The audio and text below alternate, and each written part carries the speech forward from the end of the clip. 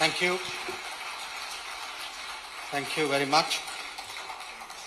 My ministerial colleague, Sri Kishan Reddy ji, Justice Subhash Reddy ji, Sri N. Ramachandra Rao ji, friends of the media, all the distinguished personalities gathered here.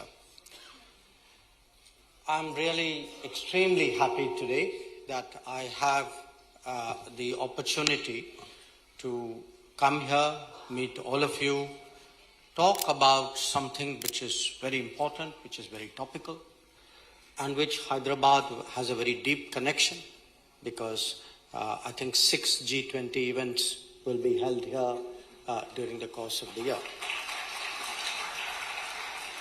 Now, before I come to G20, I'm also very happy to be associated with the release of this book.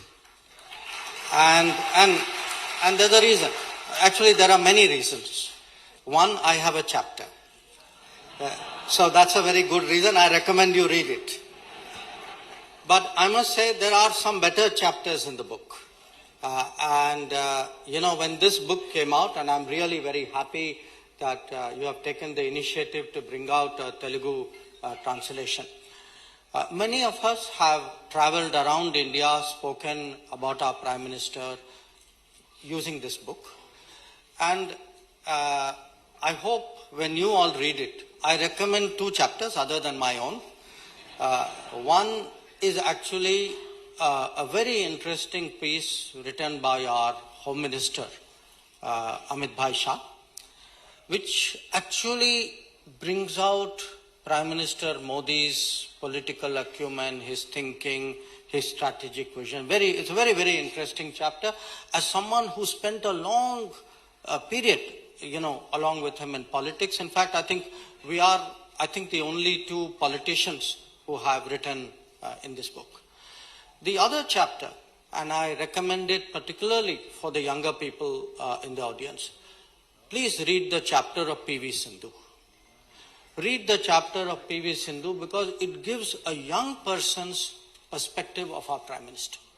That what is it in him which appeals to the youth of this country. So I thought before I come to the subject, let me address this issue. Now, about the G20. The importance of the G20, I think both Justice Reddy and Kishan Reddy ji mentioned. Today, these 20 countries account for 85% of the GDP of the world, 65% of the population of the world, 75% of the trade of the world. But in reality, the importance of the G20 is much more than that. It is much more than that because today in the world, it is actually the premier forum to set the directions in which the world should go. Because the remit, the responsibility, the job of the G20 is actually to look at the challenges to economic development, to growth, to find solutions, to look at new areas which are coming up, which are challenges to the world, to find solutions for them. And these, the regular meeting, because the G20 meets every year, this regular meeting actually for the last, from 2008, because it became at the level of Prime Minister President then, this has been an increasingly important forum. Now, this forum has, of course, a meeting at the President Prime Minister level, which will happen in September. There are 15 ministerial tracks. The foreign ministers is one, finance ministers is very important. There are many other tracks. And again, just as an example, yesterday in Bengaluru, the finance ministers and the central bank governors track met. And the focus of the discussion was on cryptocurrency, was on debt, how to deal with debt, because increasingly countries today, for reasons which I will explain, are going into debt, and how to reform multilateral development institutions and banks. So I mention this because it shows to you how relevant it is, how important it is, how topical it is, that the new issues which are coming up, but the old problems which also have to be addressed, all these today are being dealt with by the G20. Now, we took over the presidency of the G20 on 1st December last year. And I would say this, it's a particularly important moment to take over the presidency. It's a particularly responsible moment. Why? Because the world today needs direction, world needs leadership, world needs a strategy, a collective strategy, as never before. And there are very, very good reasons for that. The global situation, as we take up the G20, is today perhaps more concerning than it has been for a very, very long time. There are 4 big issues in the world. One, all of us are familiar with, the impact of the COVID pandemic. Now, we all know the COVID pandemic as something which came from some other country. It has affected all of us. I think there is nobody in the room who would not have directly experienced, or family member or friends. Many of us have suffered losses. But please think about the impact of the COVID on the global economy. What happened with COVID was, the entire world discovered that we are all depending on one country, one region, to supply many of the essential goods for the world. That in the name of globalization, we actually created a very over-centralized economic system. And this has, when it breaks down, has created very, very serious problems. So the world today is looking for, it's like in business. Nobody in business, even if you're a small business, nobody depends on a single supplier, because God forbid something happens. But what happened to the world? The world actually, somewhere in all the propaganda and the myth and the delusion and the attractiveness of globalization, everybody went in one direction. And what has today happened is, there is a search across the world for more suppliers, for reliable suppliers, for multiple suppliers. And this is today a very big issue which is affecting the global economy. A related issue, because the COVID put a lot of stress on the economies of different countries. We have seen in our own region, every one of our neighbors is having some difficulty, some more severe, some less severe. Now, the debt issue has become a very serious issue. That there are today more than 75 countries in the world who are having serious problems meeting their debt obligations. But you can't solve the debt issue if you do not reform the financial system. So that goes to the next area. And in all of this, what is security? We think in terms of when we say security, we say, okay, economic security is important. But economic security is not only the state of your finances. When COVID happened, and we discovered that, in fact, a lot of things we had to import from abroad. There was a period when even masks, when PPEs, when ventilators, when intermediates and basics for base materials for even pharmaceuticals, all these were coming from abroad. Today, I think the world has learnt a lesson that security means not only physical security, not only economic security, it also means health security, it means food security. So we today have to find a way of de-risking the global economy. The way we would de-risk a sector, the way we would de-risk a business. And that is a very major debate and I would say a very major concern of what the G20 would be looking at. The second concern is, of course, from Ukraine conflict.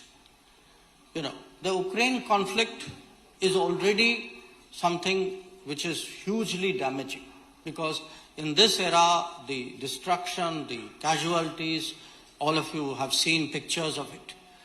But again, look at the bigger consequences of the Ukraine conflict. As a result, oil prices have doubled, food prices have gone up, fertilizer has become not only more expensive, but sometimes even difficult for many countries to get. At least in our country, Modi government has ensured fertilizer prices have not gone up. Modi government has tried to cushion the consumer as much as possible, even from petrol price increases. And we have tried to see how to keep inflation down. But the reality is many other countries, many other governments are not able to do this. So if you go around the world and ask people, what is your big concern today? Why are you worried about Ukraine? They will say, yes, we are against the war. But they will also say, we have issues with food, we have issues with fertilizer, we have issues with fuel, their cost, and this is also something the G20 has to look at. A third issue, of course, predates this. These are the big global issues of our times. Climate change. For many years we keep hearing that we must do more on climate. We agree. We must all do more. Who does not in this room agree we should not do more? But we can only do more if there is more resources, if there is more finance. So a big issue today is, how do you get serious green finance in order to increase the ambition to tackle the climate challenge? I referred to health. Again, we have come through this pandemic. Okay. Everybody, I think, in this room is vaccinated. Okay. Everybody got vaccinated as per the turn which they, were given.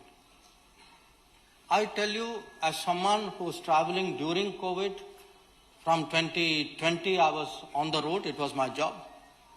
This is not the state of the entire world.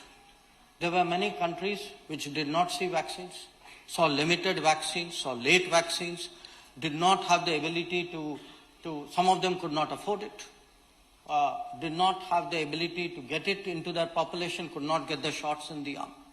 So, pandemic today has left a very deep psychological scar in the world, but a deep sense of anger that the developed countries looked after themselves during the pandemic, and barring India, and I will talk about that separately, barring India, very, very few countries actually made an effort to think about the rest of the world. And then, of course, there is terrorism. There was a time when, and we, still are particular targets, but more and more there's a realization it's a global issue. And that financing is a key part of blocking, how to block the financing is very important for countering terrorism. So, COVID, Ukraine, these big global issues. And finally, the fourth issue is technology. Because technology today is changing the world at such a rapid pace. It has huge promise. There are many things which we can do. In fact, even COVID, we were able to deal with it because COVID platform and the vaccines we invented and vaccines we manufactured helped us deal with it. But technology also creates today vulnerabilities, dangers. Who has your data? Is somebody using it for artificial intelligence? Are they using it in a way that you do not even know? So, how do you encourage trust and transparency? So, this is a big question. But on the positive side, look at actually the last 4 or 5 years. I would say actually going back to 2014. From the time that the Jan Dhan Yojana started, from the time that Aadhaar, by the way, in this book, there's another very important thing you must read about Aadhaar. Nandan Nilekani has a piece in this book. Now, Nandan Nilekani says that he went to every chief minister at that time, one of whom in Gujarat was, you know who. Huh? Now, he says in all the chief ministers he met, only one person appreciated what was the potential of Aadhaar. Today, 10 years later, we are all seeing what is the potential of Aadhaar. Without Aadhaar, Jan Dhan Yojana would not have happened. CoWIN would not have happened. Any of your scheme, Kisan Samman Nidhi, Awas Yojana, Garib Kalyan Yojana, none of this would have happened if we did not have a digital backbone. So the point I'm making is the same technology. It has great promise. It has great danger. The G20 is among the forums which looks at this. So when we meet today in G20, we are meeting because these four challenges, the challenges of COVID, the challenges of Ukraine, the challenges of climate, the challenges of digital, they are all coming together along with many other problems. And our presidency, because we are the chair, we shape the agenda, we give it direction, we will have a very, very important role. Now, how are we handling our presidency? I think this is the 18th, if my memory serves me right, presidency, 17th or 18th. And I have myself attended more than half of them. So if you ask me, how is India handling the G20 presidency? I would say in one word, differently.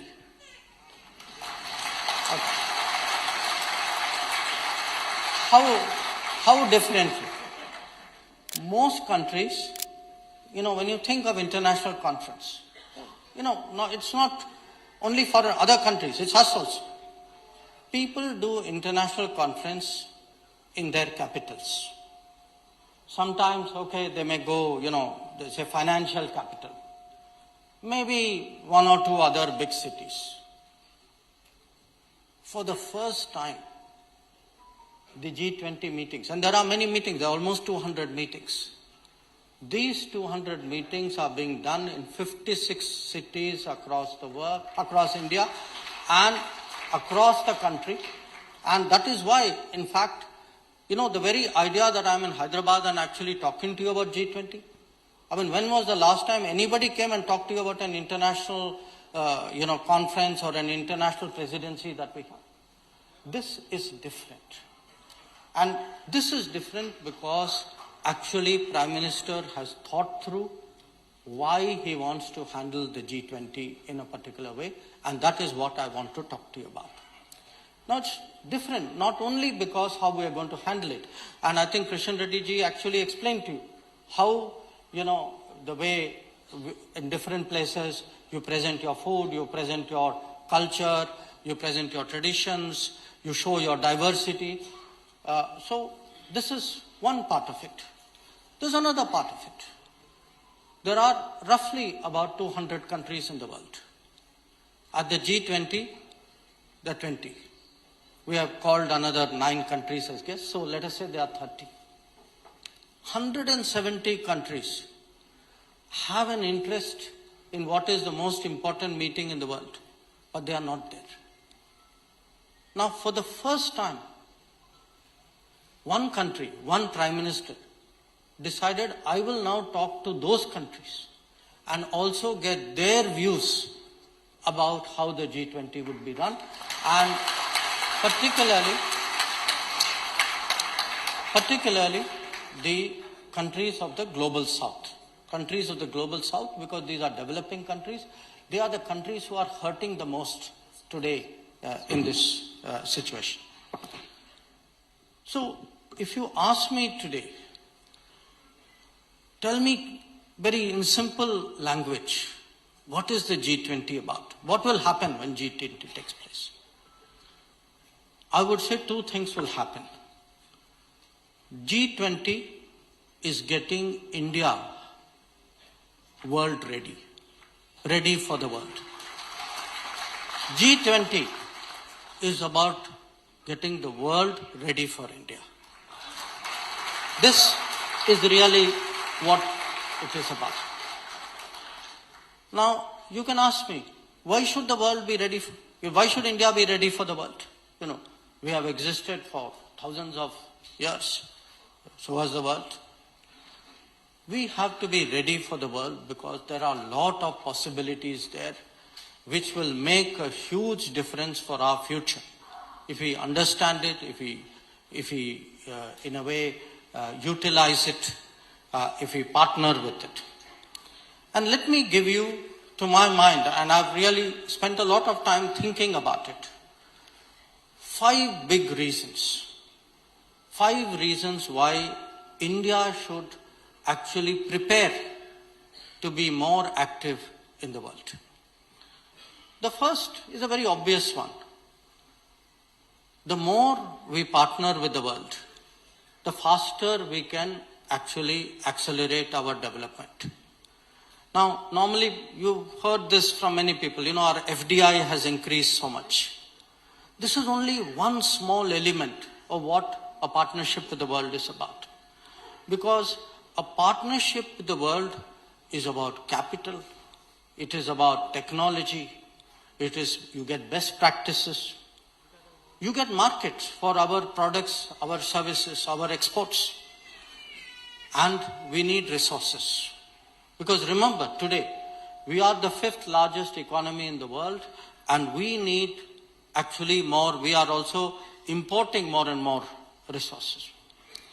Now, in a way, it is very obvious to say this in Hyderabad, because you look at what has happened in your own immediate, in the city and in the region, that how much more global you have become, how you have used technology, how actually from, your own state, your own region, your own city, how much more you are dealing with the rest of the world and how much it has helped you.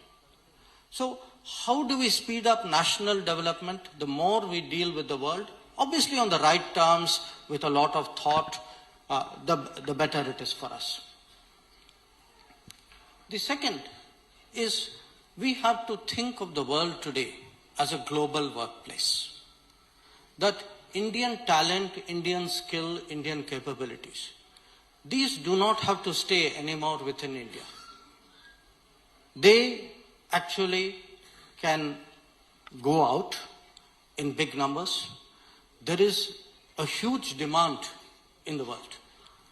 You know, if you look today, there are developed countries where there is a demand, but there is no demographics. The young people are not there.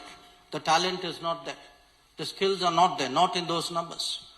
So, when we actually interact with the world, especially in the last few years, we have seen this demand today for Indian talent and Indian skill. But if we have to get the full benefit of it, we will get it only when in India we prepare for it, that we ensure there is skills, that there is education, that there is talent, there is innovation, and there is protection and fairness to the people who go outside. But today the one big part of what is happening between us and the world is the world as a workplace. We should prepare for that, and you can prepare for it, for the professionals, for the tech people, really by reaching agreements. And we have done. If you look, since Prime Minister Modi has come, we've done agreements with Germany, with Austria, with France, with Portugal, with UK, with Denmark. So there are a number of countries, with Japan. And we have opened these societies as workplaces for our skills and talent. But there are also, other economies where actually blue-collar workers go in very large numbers. If you look at the Gulf, there are almost 80 lakh Indians who live in the Gulf. And many of them are actually blue-collar workers. Now, they need not just fairness, they also need protection. They need, if they get into problems, they do not have the resources to deal with it. And again, one of the things which the Modi government has done is, we have created the ability so that when our workers have problems abroad. They don't get health facilities. There is sometimes somebody by some accident, passes away abroad. How do we look after them? Now, this kind of approach, preparing for the global workplace, this we demonstrated during the COVID through the Vande Bharat mission.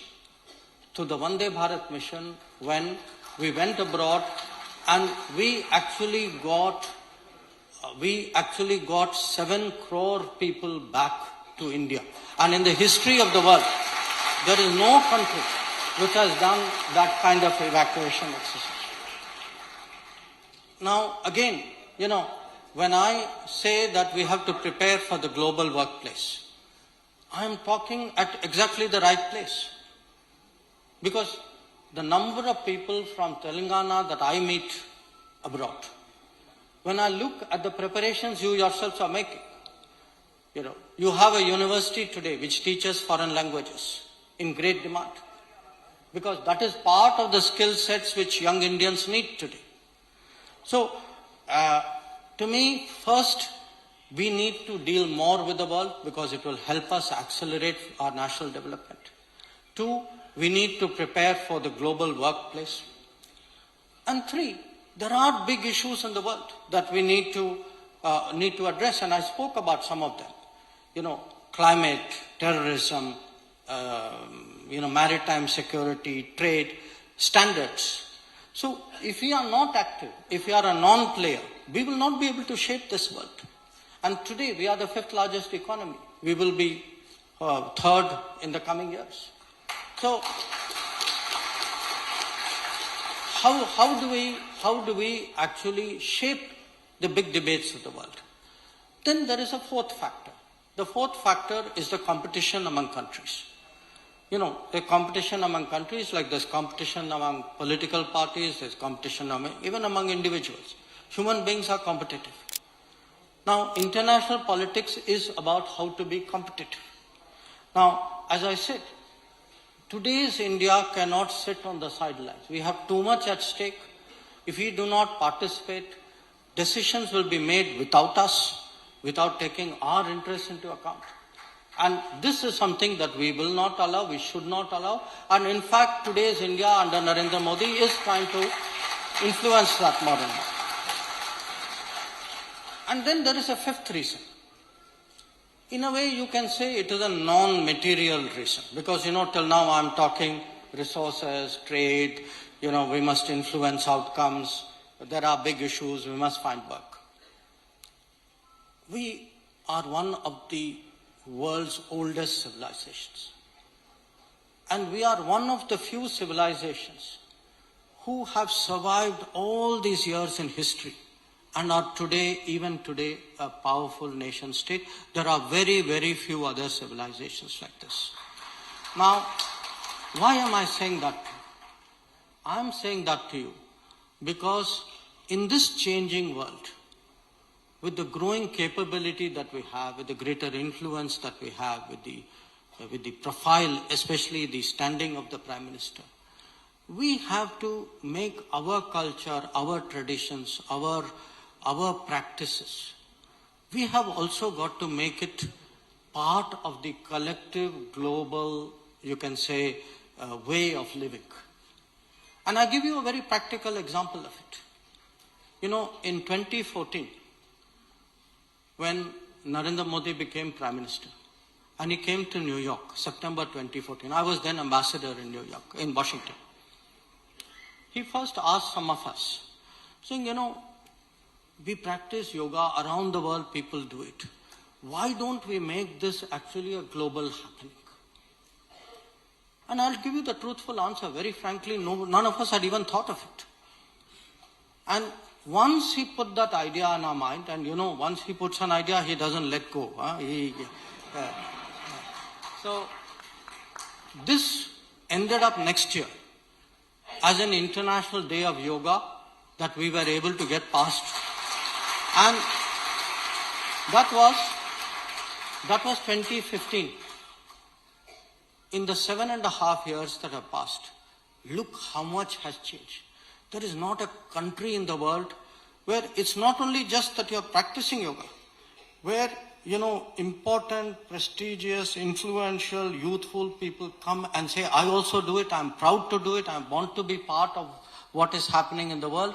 And in fact, last year, we had the coverage of the International Day of Yoga began with the easternmost country on the dateline and went through the entire world, and every country you could see step by step how they were celebrating it.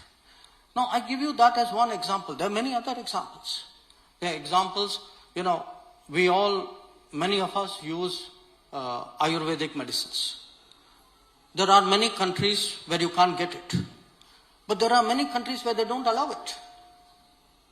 So, if our culture, our civilization is to be given the respect that is due to it, we have to see that our practices, even, many of our cultural habits, there are some, there are societies where their own cultural or religious practices are accepted as a norm, but ours are not.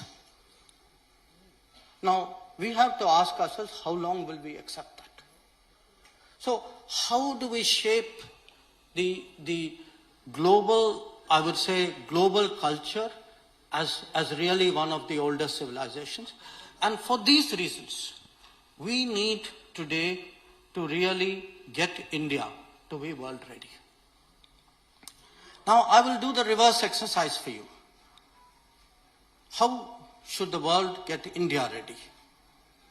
Now, in fact, you can ask me, why should the world get India ready? Why does it matter to them?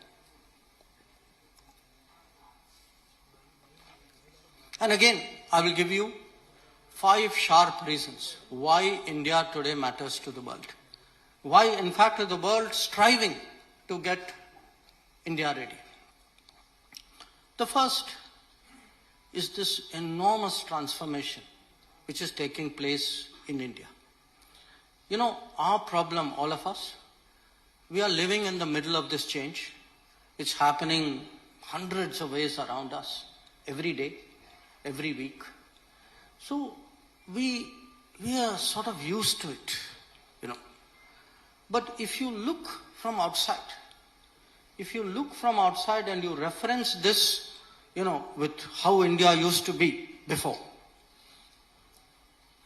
now you will, the sharp change occurs very, very much to people. I mean, just yesterday, for example, we had the Chancellor, like the Prime Minister of Germany. He was last in India in 2012. He was then the mayor of one of their important cities. And he kept saying, to Prime Minister Modi and to all of us, I can't believe what, the change I am seeing. It strikes you, and I say this as someone, a part of traveling abroad a lot, sometimes of living abroad. You have that ability to judge your own, society very, very objectively. So, if you look at how we handle COVID, I cannot tell you how much global respect that we have got. If you...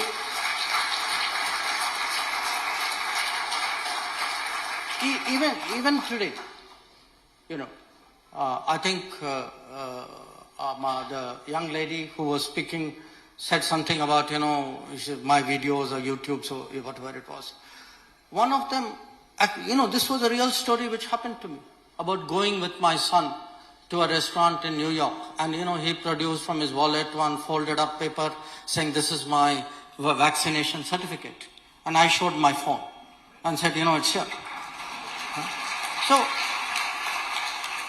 the handling of the COVID, the fact that we produced vaccinations on a massive scale, we even invented vaccines, though I know some people had some doubts about it. So, we did a digital platform. The second is actually the entire digital delivery. I have heard, from the World Bank, from the IMF, from actually leaders across the world, they look at the scale of what we are doing. And it will interest many of you to know. This leakage problem? You know what I mean by leakage, no? leakage was when 10 rupees left Delhi and only 1 rupee reached. Huh? That leakage. Huh? Now, I discovered many other countries also had a leakage problem. And they actually look to us today, saying, how did you fix it? I mean, I want to say first we fixed it by having a different party in power.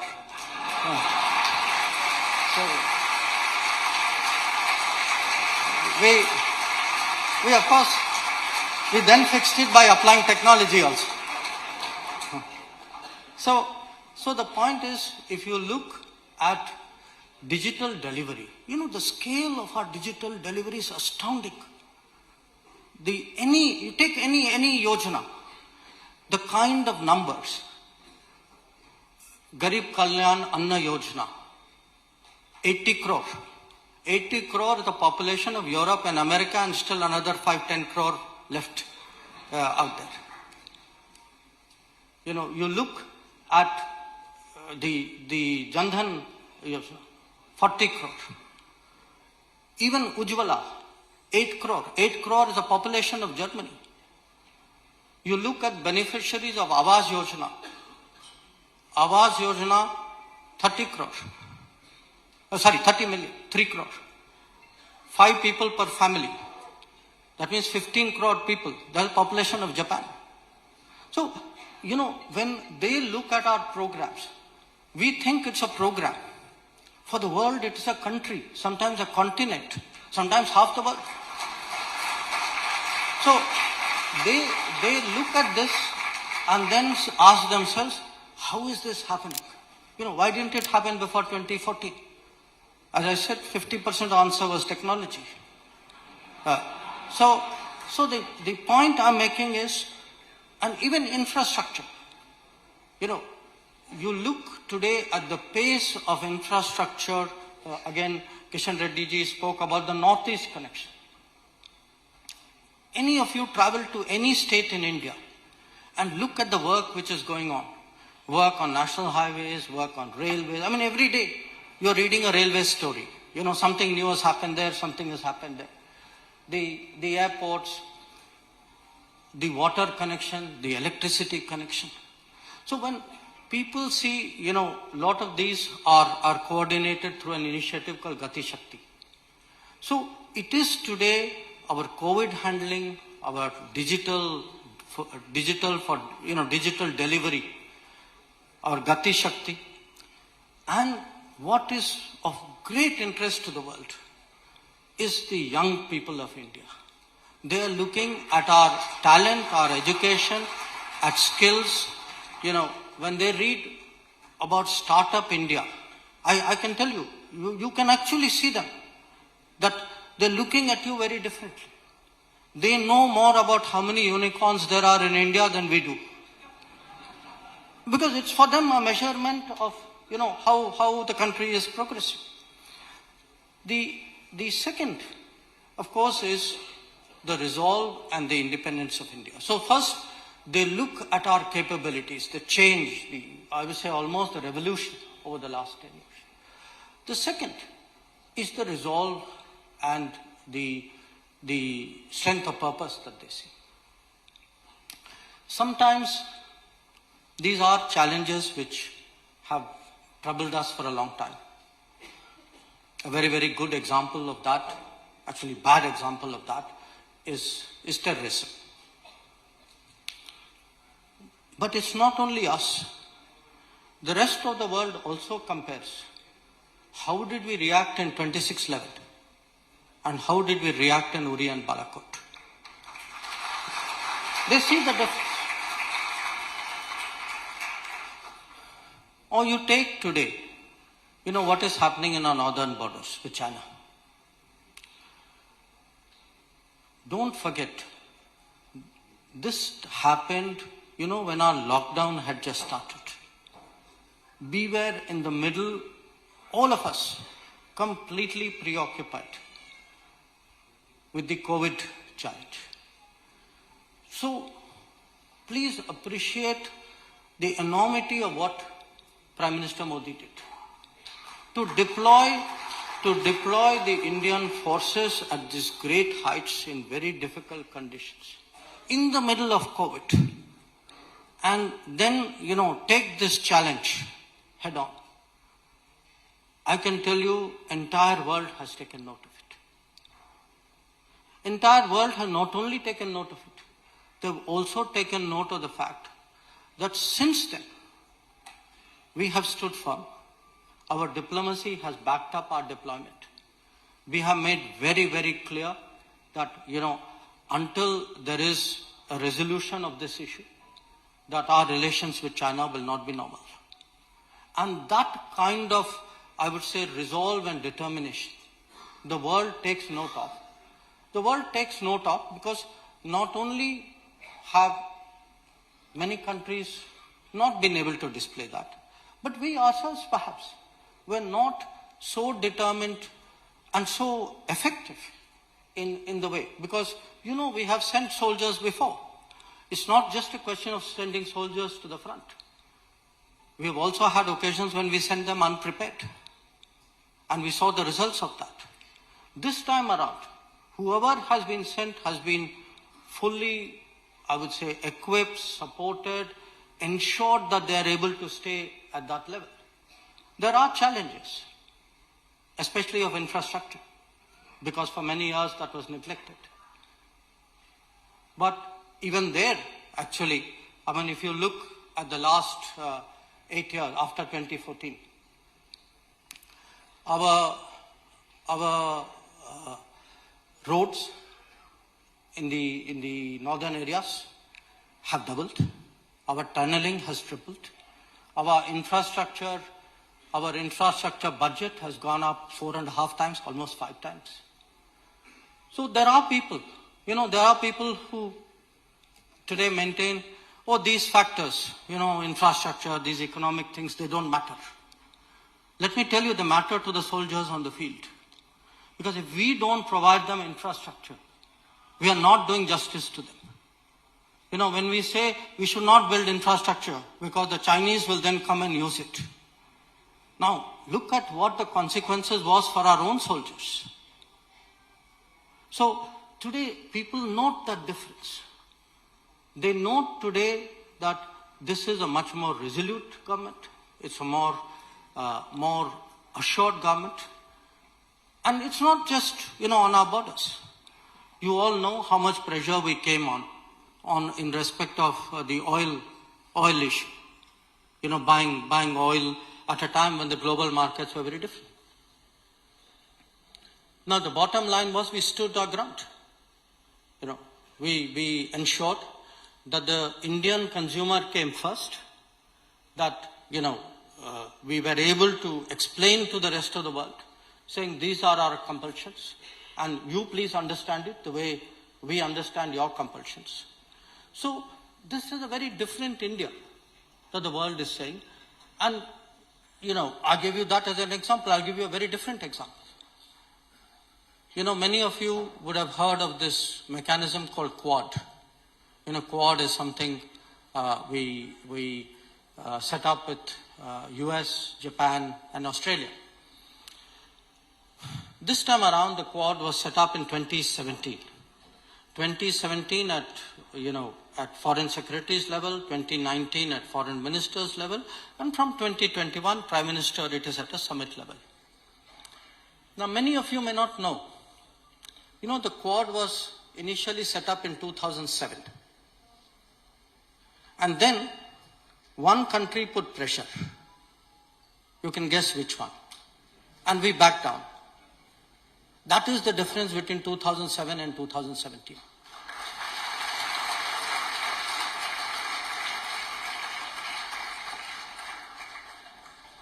A third reason why the world is getting India ready is also our contributions. We are a little tight on time, so I will just rush this part. When this Bangalore meeting was taking place, the IMF Director General was here. She said something very, very noteworthy.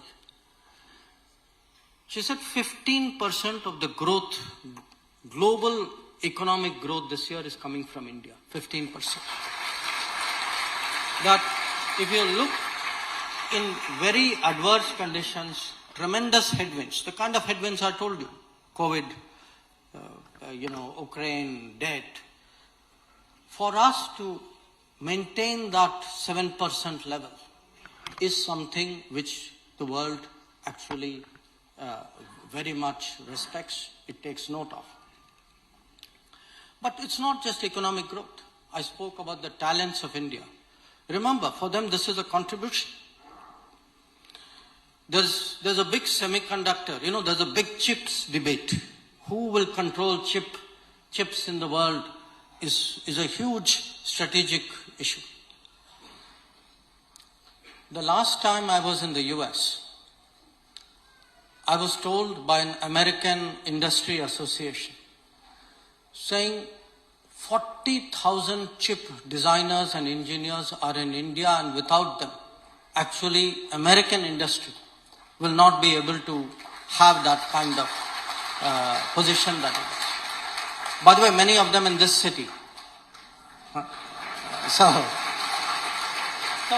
the point I'm making is, for the world, it is actually the changes of India, the strength of purpose in India, the I would say resolve, the self-confidence, the contributions that India is making, the ideas that India is tabling. Some of the big international initiatives have come from India. International Solar Initiative. We have right now this year, after the International Day of Yoga, Prime Minister had another idea. This time it's International Year of Millets.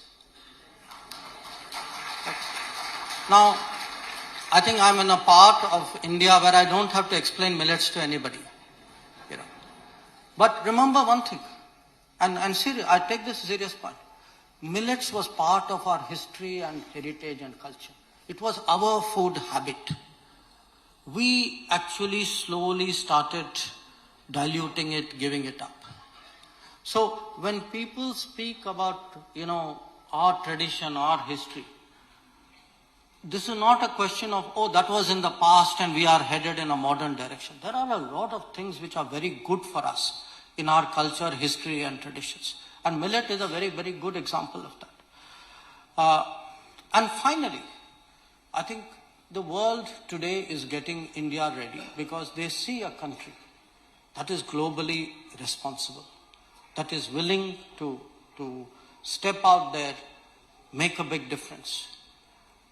Since 2014, we have built a huge reputation in the world as what is called a first responder in a crisis. Countries do that sometimes, mostly in their own neighborhood. But many of you would have seen that in this earthquake which took place in Turkey, in 24 hours, our NDRF team was there. That we were able to set up a field hospital. So, anytime your mood is a little down, watch the YouTube of that field hospital. Watch what Turks have to say. See what the world is saying today about India. You don't have to take it from an Indian foreign minister. I am a biased party. Listen to the world. Listen to the world talk about vaccines. Listen to the world talk about, Indian hospitals. Go to Sri Lanka. Ask them, which country has stood by you, in what manner. This is today what the world is seeing in us. So, let me therefore conclude on this note that the G20 is a unique opportunity. I think, as Kishanji said, these are exceptionally influential people who are going to come to India. Think of them as the top 100,000 influencers of the world. How do we influence the influencers? That is what this is about. We want them to go back with a real feel for India. Not the India they read in the newspapers and see in the TV. We want them to see authentic India. To feel it, to meet people, to carry away that personal sense. And this is not something the government or I or my ministry or other ministries we will do inside the conference halls. It is something that they will experience with the totality of the country, from all the people, all the experiences. The shops they go to, the hotels they eat in, the people they meet, the side events which happen, from everybody, from the people, who may receive them at the airport. It's to our engagement groups, the civil society.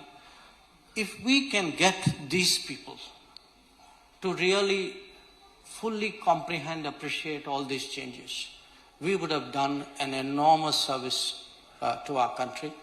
That is the Prime Minister's vision of how the G20 is to be run. This is why it is in 56 cities.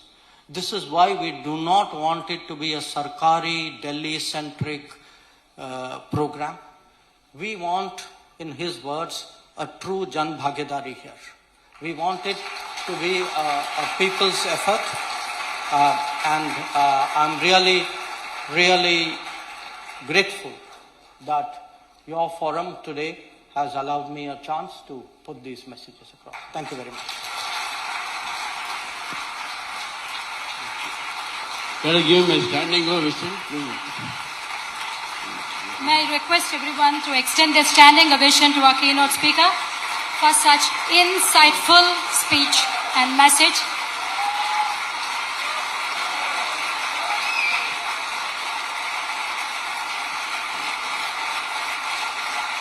Friends, now we have May I question now number request and all of you please sit down, take your seats, please settle down.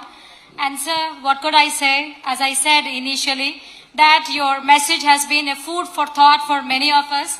And I'm sure from emphasizing the importance of skill development to socio-political, economic well-being, you have actually included everything in your speech. And your timed speech is absolutely timeless, sir. Friends, thank you very much. There is a question answer hour also. Please kindly, few questions we are Minister is ready to take. And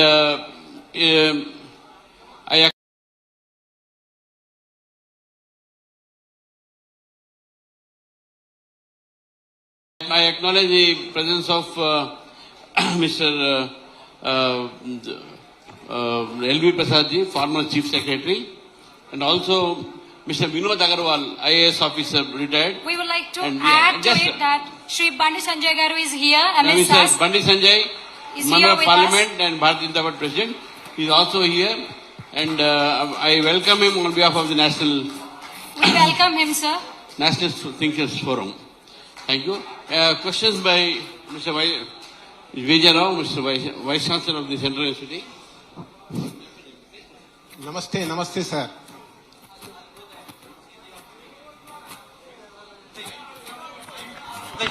Your articulation was very, very elaborate and very deep.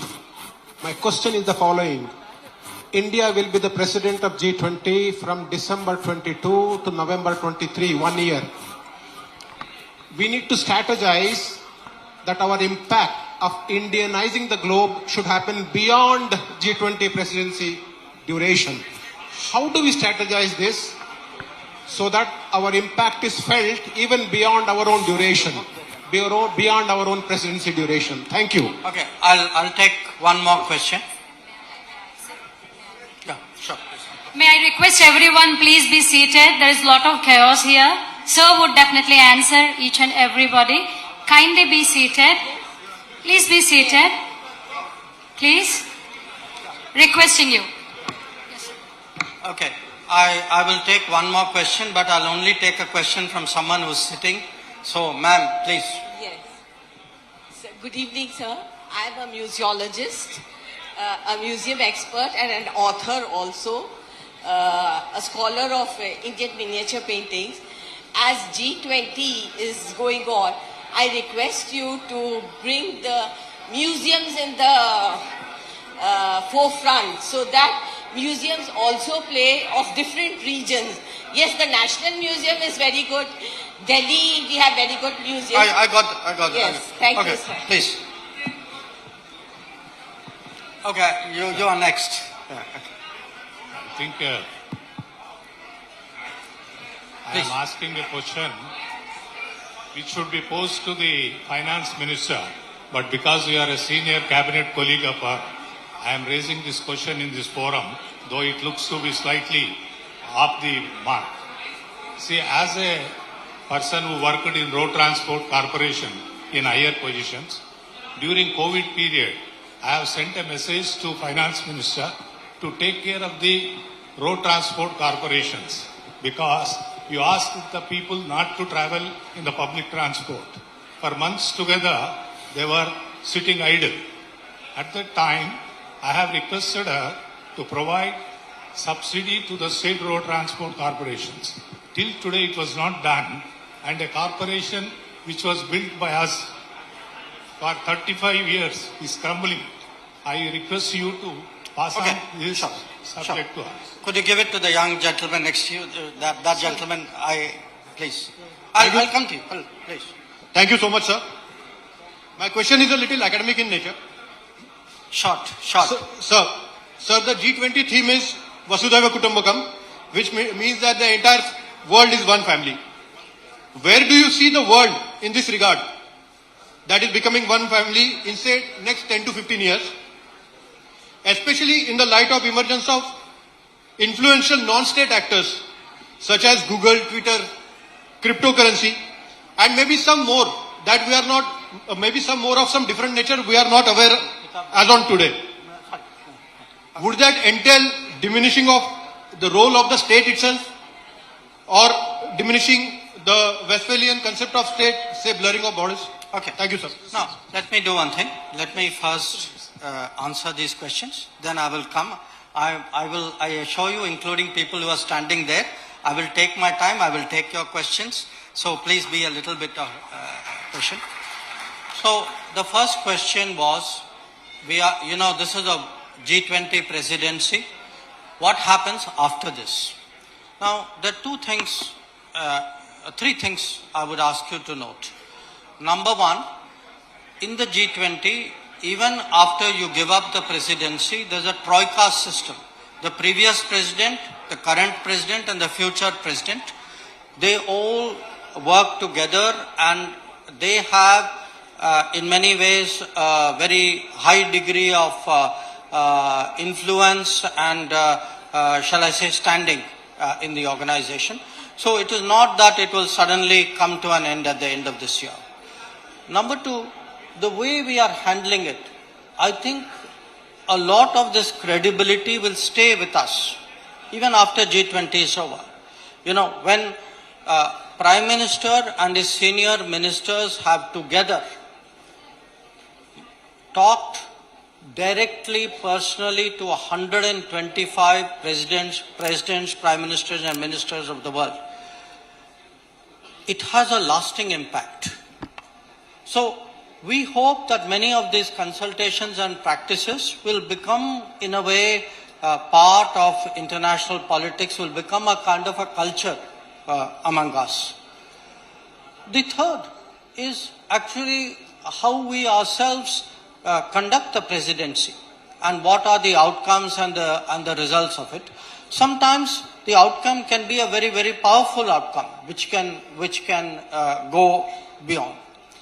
On the question regarding the museums which the lady asked, our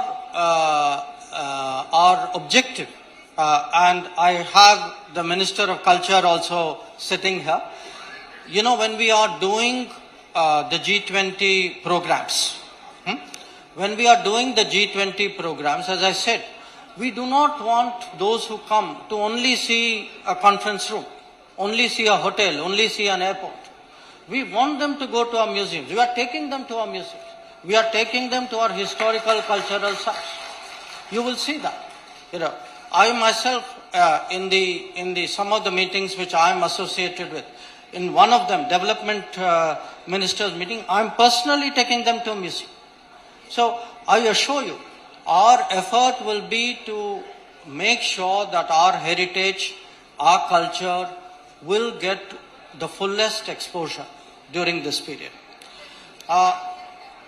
Yes. On the RTC, on the RTC question, I note what you are saying. To be very honest, I do not have a specific answer.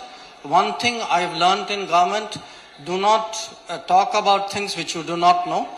I also note that is not necessarily a trait in politics. I know apparently some people have that freedom. But the fourth question, the one about non-state actors. Non-state actors, I think, are increasingly recognized as a problem. There was a time when Pakistan pretended non-state actors were doing things. I mean, we all knew that there was a state behind the non-state actor. But I think today the tolerance of the world, people have figured it out. See, one of the issues with the technology age is that many things come to light. But non-state actors will be always in international relations a challenge, because international relations is the building blocks are states. We are used to thinking states. But the idea of a kind of a Vasudhaiva Kutumbakam culture, outlook, is how do you actually get different diverse countries, regions, groupings to work on what are common problems. And the more we make them common, the more effective it would be. So what I'll do is I will take one more round. But let me spread it out a bit. Okay. Hello, sir. This is Dr. Santosh here. This is Dr. Santosh. Here, sir. Okay. I have a small question for you. Sir, I have visited UN South-South Cooperation meeting. Give me a question. Yeah. In that forum, there were many countries which did not have even basic disability services. For example, Palestine and those sort of countries were requesting.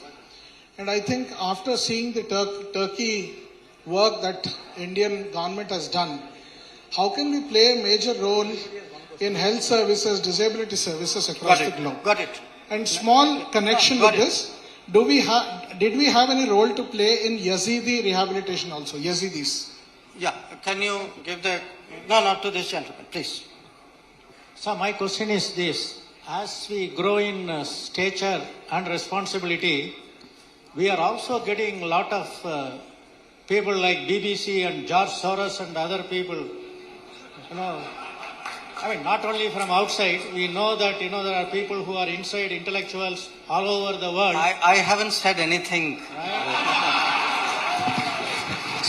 Please. Hello. Excuse me, I would like a question from this side. One of you figure it out. Yeah. Yes. No, wait. Excuse me, sir. Excuse me.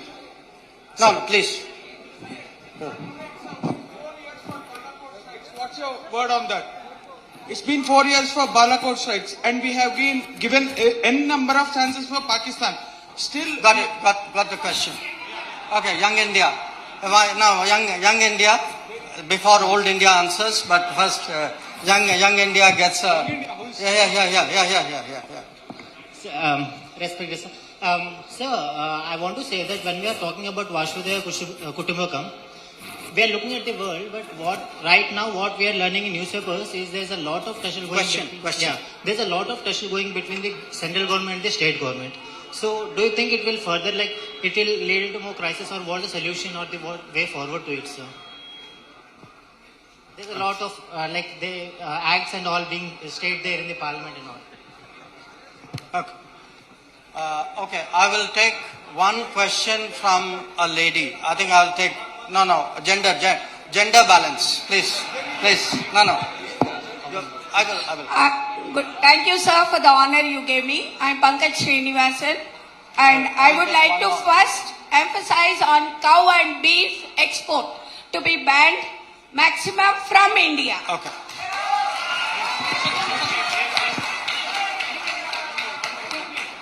Okay. Now, please, let me, okay. Yeah, thank you, sir. So this is JC Srinivas Bhasheti.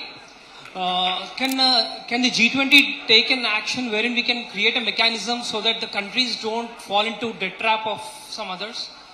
Any mechanism? And another small thing, sir. No, only one question. Yeah. Sorry. Okay.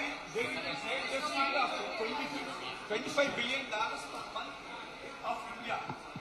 Our situation is just 20 months away from the Sri Lanka situation. And our No, sorry. No. No. No. Okay. So, okay. Now, I'd suggest you all get back and let me respond now. Let me respond to the various questions. One on the Palestine. We actually today have development programs in 78 countries in the world. 78 countries in the world. We help 78 countries in the world in different ways. You can have a situation like Turkey, which is like an earthquake. Even in Palestine, we help with they have a like a relief organization. So India today is seen as a country with a big heart, with growing capabilities, with a leader who has a global vision, with a generosity which covers everybody. So that is the first. I think I got some comments. I treat them as comments.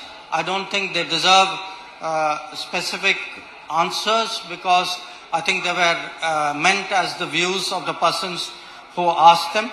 On center state, look, I don't want to get into the politics of it because particularly as this is a non-political forum, I think all of us as citizens of India, at the end of the day, whatever the politics within the country on national issues, we want to see a united country.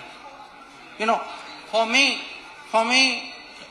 as someone who's grown up on the foreign policy side, I always wished, I still wish, that we treat foreign policy and national security as areas of national consensus.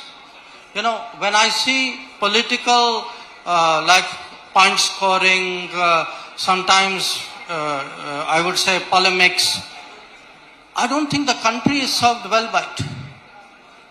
If our troops are on the border, if somebody said it's, we're Balakot, if our Air Force has taken action in Balakot, and you start questioning that. If you have troops on the border, and the focus should be on how do I improve their infrastructure? How do I give them the right weapons? How do I make sure they can have the cold weather, clothing to last out there? Because I cannot have a repeat of 1962. So, for me, it's actually, I'm really disappointed when I see national security issues made into party politics. I think the country deserves better than that.